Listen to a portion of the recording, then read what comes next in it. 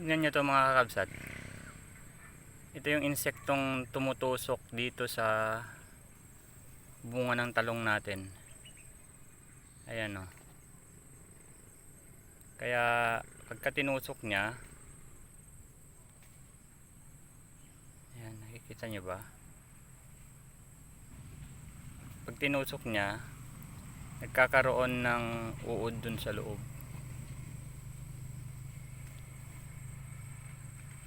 Ayan siya. Ayan. Kaya kailangan naman natin tong esprehan mga kakabsat.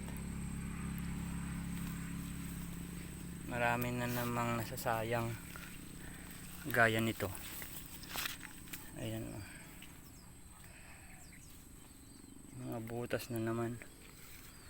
Ito. Ayan. Tinutusok niya.